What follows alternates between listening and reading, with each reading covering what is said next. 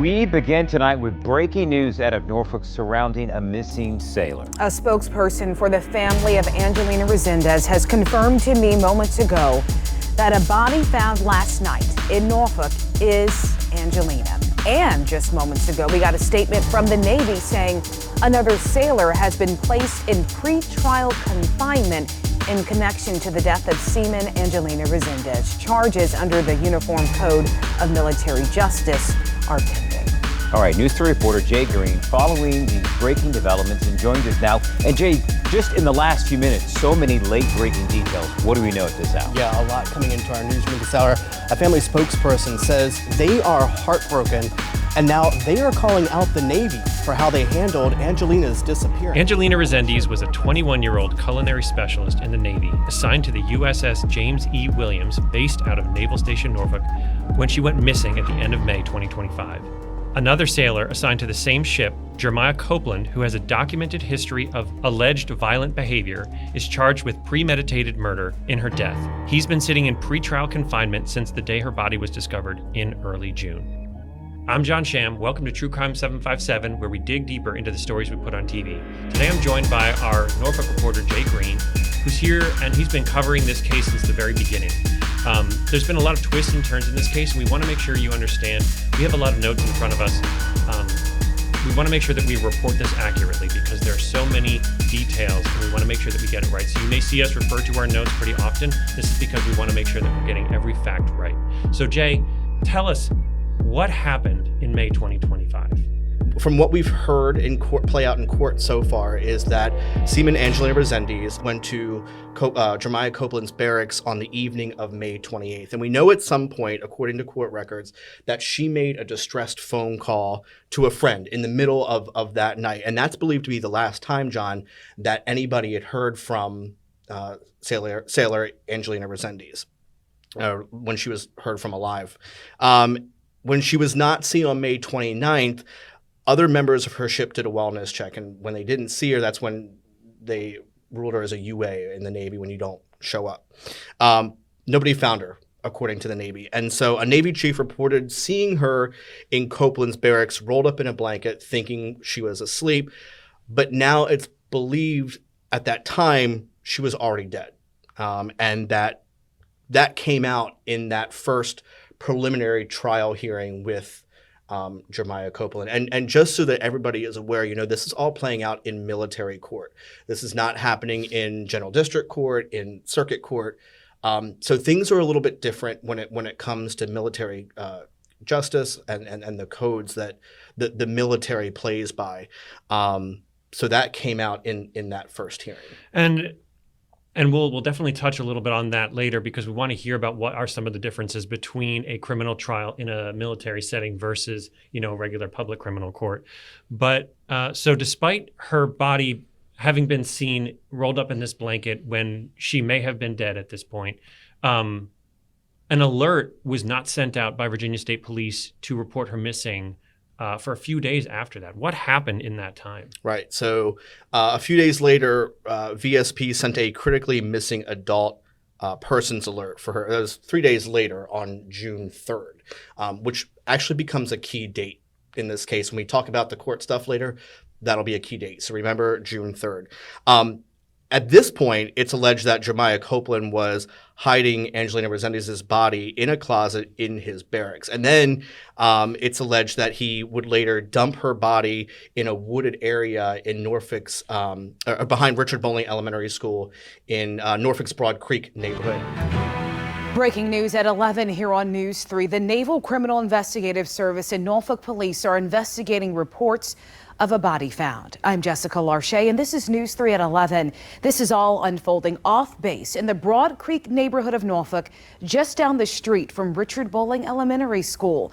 And that's where we find News 3's John Hood. John, you've been there for several hours. What have you seen? Where I'm sitting at right now, was covered in police tape and was actually crossed off by police cruisers. We could see NCIS officials in the wooded area investigating something.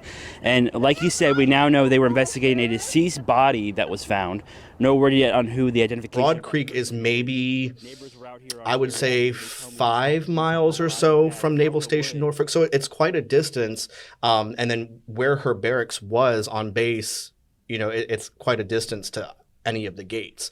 So somebody had to take her body and transport it there, Right. right? And it's alleged that Copeland is Right. the one who brought it there. And then, of course, we talk about the timeline. Her body was recovered in the evening of Monday, January 9th. And I remember that night because, I saw the news come in that there was a body found. We knew that the missing persons report had been filed.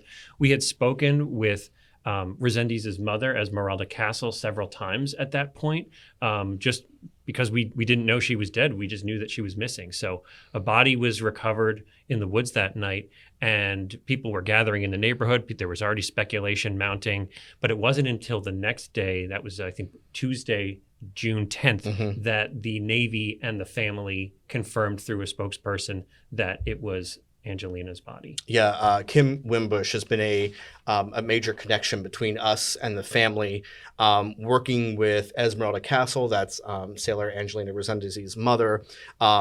She was confirming to one of our anchors and investigative reporters, Jessica Larche, kind of this whole thing that Angelina's body had been found in that wooded area. And so it actually wouldn't be a little later that the Navy finally confirmed that it was Angelina Resendiz, and added that another sailor who we didn't know at the time, but would later be identified as Jeremiah Copeland, was being held in pretrial confinement in connection to her death. And it really took quite a while for his identity to come out too. Right. And another interesting factor, we've talked about Esmeralda Castle. She's been such an important part of this story because she's been very outspoken about the Navy's response, about communications from the Navy and from NCIS through this process. And I know you've spoken to her before. So we're going to get back into that a little bit more after we get back from a quick break. Your world changed in seconds, not by choice. But now you get to choose who fights for you. At Corsland Law, we don't just handle cases like the other firms. We go to war to get our clients paid for their injuries. Personal injury, real people, real stakes. Let us carry the weight. Free consultation, fierce representation. Corsland Law, because this fight is personal. She tells me that she crossed state borders to try and get answers about what happened to her daughter. And in response, she was told little to nothing. Carrying on a lot of unanswered questions from NCIS. They interviewed me for a little while. It took a lot of DNA swabs. I asked them questions, but I don't get very many answers. Welcome back to True Crime 757. We're talking about the death of Angelina Resendiz. Now, one of the biggest concerns that was raised by the family of Angelina, particularly her mother, Esmeralda Castle, who's been very outspoken, was a lack of communication from the Navy after her daughter's disappearance. Now, Jay, you've spoken with Castle numerous times. WTKR, other reporters have spoken with her in that period between when she was reported missing and when her daughter's body was found. So what have some of those frustrations been? So, I've chatted with Esme, that's her nickname as she goes by, several times. And one thing that she's been really frustrated with is the communication from the Navy. Now, to the Navy's credit, she has said it has gotten a little bit better as time has gone on. But in the beginning stages of this case, she had said it wasn't the best. And then one thing that she was also speaking out against and advocating for was better protections for families of sailors who do go missing in the Navy, and not just sailors in general, but particularly female women sailors and people of color who are in the service. Those are kind of some of the people she's advocating for and making sure that their cases don't go unnoticed. So according to the Navy, Esme contacted the USS James E. Williams, the ship that Angelina was assigned to, on May 31st, asking about where her daughter was. And they confirmed she had been seen in the barracks on May 29th, but she was considered absent, or an unauthorized absence. We talked about that, a UA, which the Navy calls, and that they were trying to find her. Without permission, but Angie is too scared to miss work. She wouldn't do that. Something is wrong, and nobody. I don't know. I'm going to Virginia. I'm leaving tomorrow to Virginia to find out what I could find out. If I just need to start looking for my kid, because I don't know what's going on. WTKR talked with Esme several times between then and then the day Angelina's body was found. And what some of the things she's told us are these frustrations. She's, again, been critical of the Navy handling her daughter's disappearance and death. And before her body was discovered, Esme does not live in Norfolk. I don't know if a lot of people know that. She lives in Texas, so quite a distance away. So trying to imagine being a parent and trying to get answers from the Navy, not just the Navy, but the Navy that is in Norfolk. And so she was saying that she was getting little information from NCIS, and that they weren't sharing a lot in the investigation. And so, then again, after Angelina's body was found, Esme, through Kim Wimbush and the PR team, said that that's when she learned of her daughter's death through media reports. It wasn't the Navy contacting her. It was the media that she learned all of this through. And that really upset her. She wishes that she could have learned through the proper channels. Right. To find out from a television station or a news outlet that a family member, especially a child of yours, is dead. Mm-hmm. I can't even imagine what that must have been like. And I remember the statement, and we do have a brief segment of that statement here that I wanted to read in full. The systemic failure to provide timely and official notification was unacceptable. Her daughter's colleagues, friends, and even authorities knew she was missing, but the response was minimal, and her friends filed a missing persons report when the commander would not. They showed little compassion or understanding. This callousness led to her daughter's death, which cannot be tolerated. Esmeralda called on Congress to investigate not only her daughter's disappearance, but also the systemic breakdowns that prevent proper communication and response. And that's one of the things that she's been really outspoken about since then. And she's been very public, and it's been very brave of her to kind of put herself out there and use this family tragedy to really try and help others. Mm-hmm. But I know also that she has moved, Virginia Senators Tim Kaine and Mark Warner to request more information. And has spoken out at public events. So Castle also raised concerns over the state of her daughter's body when she was able to see it. She said, "I went to the funeral home. I went to see her, I didn't know what to expect. I knew she'd been missing for days, and she was found outside, and it probably wouldn't look the best. I saw her body, and she was covered, just infested with maggots, with bugs and decaying. And they didn't preserve her body or prepare her to come home." Just hearing her say that, those are words that haunt I can hear her saying that.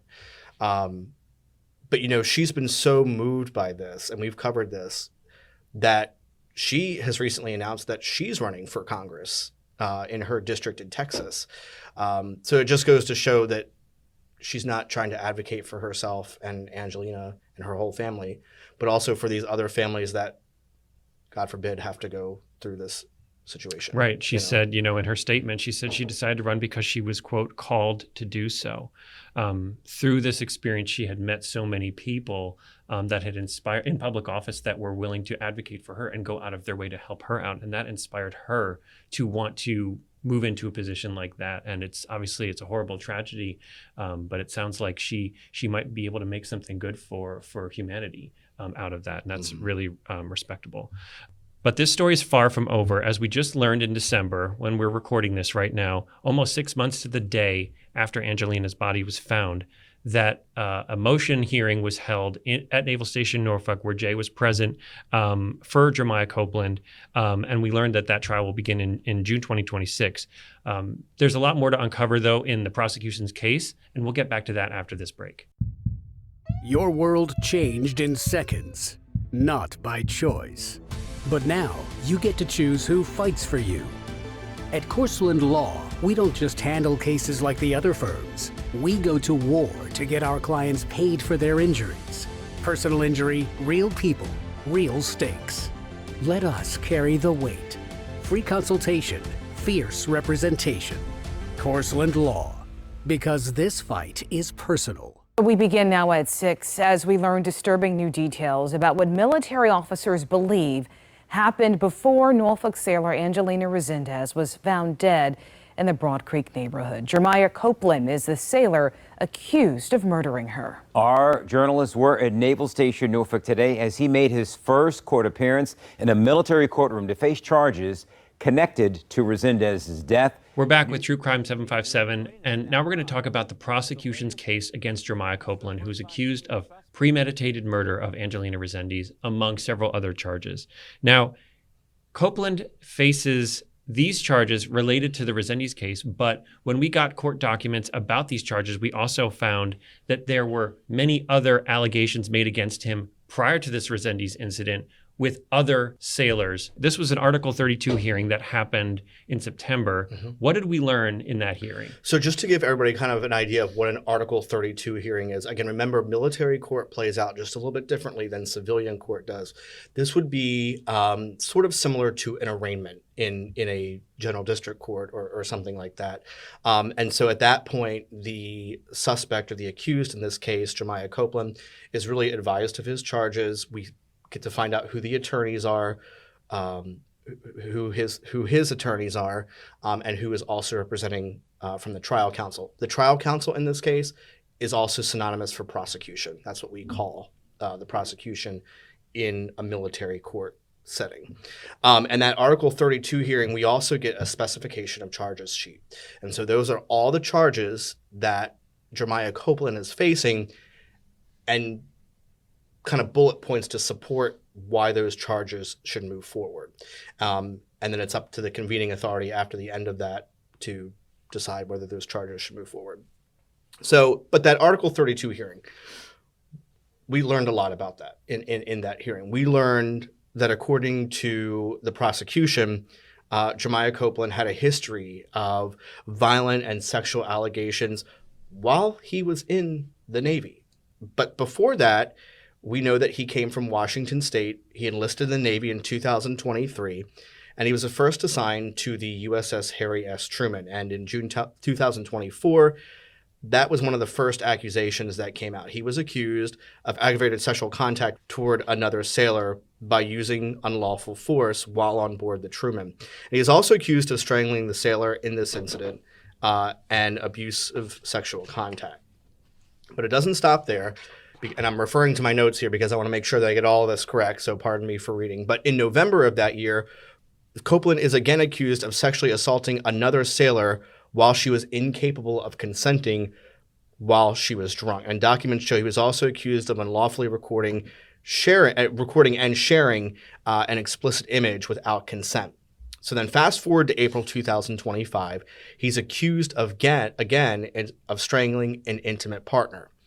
Fast forward again, about a month, on May 25th, 2025, 3 or 4 days before Angelina Resendiz is believed to have died, Copeland charged again of sexual penetration of a female sailor without consent in Norfolk. So as you can see, between these couple bullet points, we have, 4 or 5 that are alleged previous incidents. And this is where documented incidents by the Navy of his alleged violent sexual behavior toward women. And they just kind of chose to move him around. And this is where Esmeralda Castle is really getting her energy, because she says, you all knew this was a problem.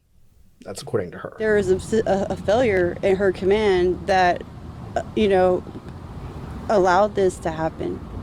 She probably could have been found faster, right? She probably could have been found alive, but whatever reason, I don't know. But if you ask me, there should be more people there with them that are responsible for obstructing justice in this case. So what do we know about the prosecution's allegations in her murder trial, Jay? So we know Copeland is accused of premeditated murder on May 29th, lying to NCIS investigators twice on June 1st and June 3rd, and concealing a dead body on June 2nd. I also want to make mention that he's also accused of hiding a cell phone and preventing cell phone searches. That's kind of something that's been playing out here recently. The cell phone, I think, will be a big factor in this. In the most recent hearing on December 10th, that was what this motions hearing was. It was nearly 6 months to the day when Resendiz's body was discovered. Copeland appeared in court for a hearing where 18 motions were discussed. And really, this was a long day. My reporter colleague, Erin Holly, was with me just to get additional context of the story. And I got to say, I loved having Erin in the courtroom because regular general district court, it can be confusing. This, and I think Erin will agree with me, was a very confusing, very long. Right, just another person to take notes, another person to kind of help back you up, make sure that you're getting all your facts straight. And you're hearing so much. And I mean, we were pretty much in court for 8 straight hours that day. And so it's just a lot that you're trying to absorb. But the defense challenging several aspects of the evidence that was prevented, saying it was properly obtained during the investigation, one of those being blood that was found in Jeremiah Copeland's closet in his barracks. The defense was trying to say, well, that wasn't in plain sight. You had a CAS order, which is basically what they're allowed to go search for, that authorized you to search for these, command authorized search and seizure. That's what it stands for. But that you had authorization to search for these things, but you went further and you found blood in the closet. The CAS didn't provide for that. It wasn't in plain sight. You had to go search for that when you were searching through other things. And so the defense is trying to say, kick that out. And you mentioned the cell phone before, and the cell phone is really important. What was the negotiation in court about the cell phone and about, he'd handed the cell phone over and gave him the passcode, but the defense said that doesn't count as a... Yeah, so, and this is one of the parts where that December 10th motions hearing was really confusing because the prosecution says Jeremiah Copeland handed the cell phone over and gave NCIS investigators the passcode. The prosecution is trying to argue that in itself is Jeremiah Copeland giving permission for investigators to go through his phone and look for things. But, there's always paperwork that's involved. And so it comes, the defense is arguing here that Jeremiah allegedly did not, he revoked some part of that consent. I believe it was the written consent. And whatever the investigators found on his phone is now can't be admitted into court. Right. Do we have a sense of what investigators found or think they would find on his phone that would help in the investigation? Generally, it sounds like it's text message data and probably location data as well. One of the other defenses that Jeremiah Copeland's attorneys are trying to put up is mental health here. They are trying to say that Sailor Resendiz was struggling with mental health, and they threw out the idea that she may have committed suicide, which on that December 10th hearing was the first time we had heard anything like that. However, they didn't provide support or they never said how they would try to prove that in court. But at one point, they said that she had told a friend through social media that she was struggling with life in her command, and that's where some of these mental health issues were coming from. But again, the defense counsel has never said how they aim to support that. But we had never heard that up until December 10th. So what can we expect to happen next in this case? We know the trial is expected to begin on June 2026, and there will be, and when we say June 2026, we're talking about the whole month, which is something that we were sitting in court, we were like, really, the whole month? But it's going to be a long, drawn-out thing. And then kind of at this, preceded by, will be a jury trial. And as we said, they expect that whole process, selection and trial to last about a month. Well, we know that you will be there to cover the trial in June, and we really look forward to just kind of seeing how that coverage plays out, seeing how that trial plays out. So thank you for coming on the show today and agreeing to kind of share your experience of covering this case. Thank you for joining us for another episode of True Crime 757, and we'll see you next time.